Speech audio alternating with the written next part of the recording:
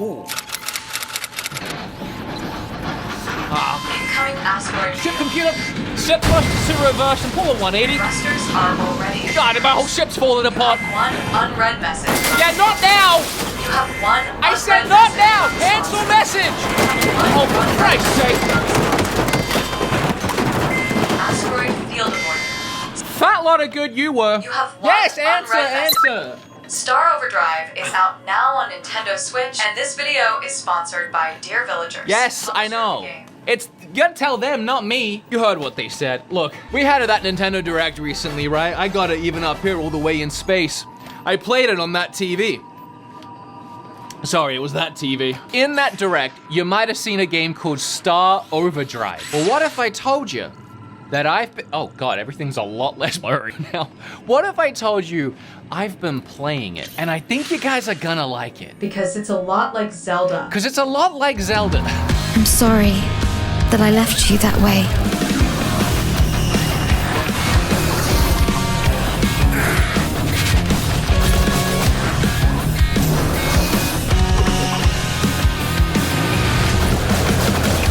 I know that we will meet again one day. One way or another. I'll bring it up for you. There you go. Can you see that?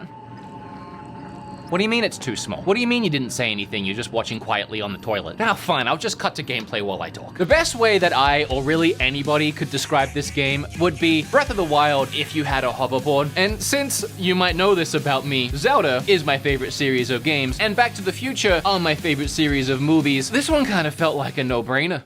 Oh, I shouldn't do that. Isn't that like the uwu thing? Our game begins with our protagonist Bios playing video games on his spaceship. Oh, I get it. Before he crash lands on this strange planet. And after you pick up his signature guitar and smash it through green things, which give you the currency that you'll be using in this game, you get the beautiful the beautiful Starship Overdrive shot on top of a hill overlooking the... How many times has this been done in video games now? But it shows you the landscape that you're gonna be skating, driving, hoverboarding all over for the rest of the gameplay. And let me tell you, before we get too far ahead of ourselves, the hoverboarding SSX tricky Tony Hawking flipping off of every little curve. It's almost like when you go over a jump in Mario Kart and you time that lip perfectly to get a boost. I wanna say that this game is by an independent studio that was clearly inspired by Zelda and wanted to do their take on the format. You immediately start going and finding mines around this beginning sort of tutorial area that you're stuck in because it's surrounded by water and you can't hoverboard over water yet. Does that sound familiar? Unless you've got power! So in this little starting area, you'll hit a few mines, and each of these mines will give you a new ability. The first one is Grab, which allows you to shoot up a green grab hand and just grab whatever you want.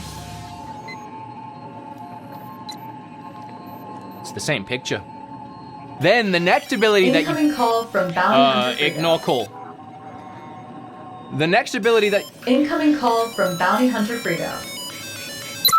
Hello? Where's my 12,000 credits? Who is this? You know who this is. Do you remember what happened last time you played this game with me? Yep. Where's my credits?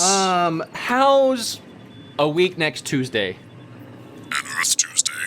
I was thinking, Glee Glock Tuesday. Do you know that's at least 4 years on Earth Tuesdays? I feel like Tuesdays are Tuesdays, I want you know? the credits. I don't think we should... I want the Tuesday Yes, is. Give me the credits now. I can see your ship. I have the credits. I can send them now. Take aim on his A ship. ship has I'm lost sending them target now. system on. Get ready to fire. I'm doing it. Attacking Locking target. lasers. Prepare to fire. And... Thank you for the donation. Thank you. Oh, I should not have spent all my credits at the Cybermaid Cafe.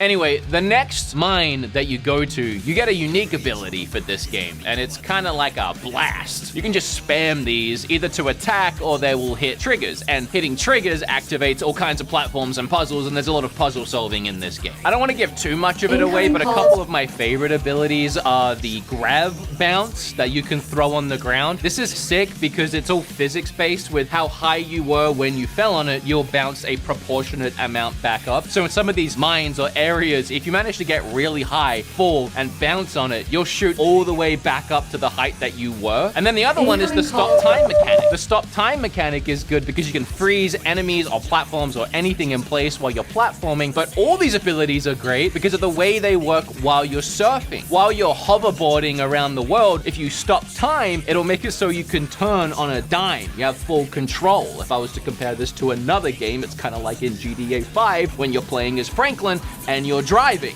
And then the bounce pad just puts a bounce pad right in front of you and can shoot you up into the air. And if you do tricks off of that, you'll land and get a speed boost. And if you just chain them together, that's one, how you get across the water. I told you we'd get back to that. And two, just awesome for keeping your momentum and doing tricks and gaining speed. So the keytar is obviously a key, pun not intended, part of the game. Use it to attack and then also to hover everywhere. And you can upgrade it by collecting things around the world, all different kinds of materials from soft, organic to alien and tech. And then you go to an upgrade station and you just pour it all in. You use the currency you get from the green things that I told you that you broke earlier. Remember that? It's all coming together. And you can upgrade all the different parts of your hoverboard. The engine, boosters, wings, plate, and bouncer, they all have different effects like speed, boost, power control, and gravity. And let me tell you, I held off upgrading my hoverboard for a very long time until I hit a mission where I had to do a speed trial and I was so slow. And then I went and I pumped in everything that I had found up to that point, and it was literally like going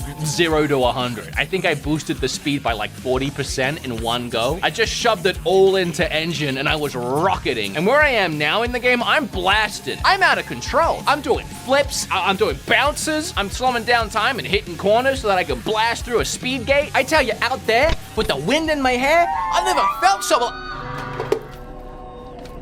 Computer, do a scan for intelligent life on board this vessel.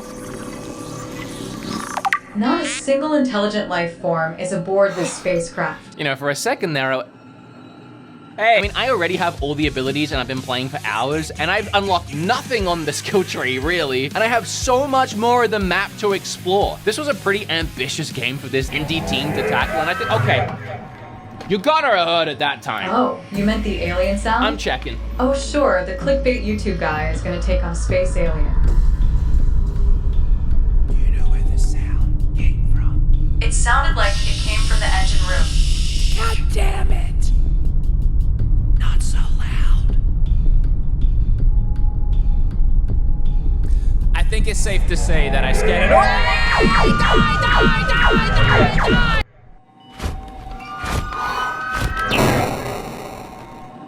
Well, that was terrifying. Oh, and look at this. The boss battles. I don't know why the boss battles specifically I decided to lock behind such an impossible combination of button presses, but I've memorized it because of how much fun they are. They happen in the open world, and you use the abilities that you unlock as you progress to beat them, like this one where you use the grab to grab onto it and ride behind it as you use the blast pulse ability to shoot at it, and then eventually you hit it in the face. And I'll say, to the developer's credit, that this monster is at least borrowed from Dune and not Zelda. Don't look at that. Don't look at that. What are you doing? I didn't put... There was no button for that. The developers even stuck to the play your own way play style, where your logbook will have a few missions at once that you can go and complete, and you can do them in any order that you want. I've been playing the game pre-launch, and I have noticed some frame rate issues, and I looked at the brief that the sponsor sent me, and they said they are aware of that and that they're working on a lot of fixes. I was actually going to reach out to them and be like, hey, I've noticed a couple things, but they were already in the brief of, yeah, we're working on that. So if you wouldn't mind, could you please click the link below? There would be a link down there to check out the game Star Overdrive. I've had so much fun playing it leading up to making this video on Nintendo Switch. And to be honest, it's gonna be one of the last fun games that we get to play on this bad boy before the new one comes out. I mean, that is assuming that you're gonna get the new Switch, which we all are, right? Right? I mean, I'm not, because apparently I am out of credits, because someone doesn't know how to ignore a call. Sure, because the cyber-made cafes were my fault. Anyway, sorry about all that. I'll see you in the next video. I'm gonna keep playing the game. So, You remember that asteroid field from earlier? Yes. I think there's a hole in the What do ship. you mean? Oh my god! What do you think you don't want to tell me? Yeah. I'm gonna kill you.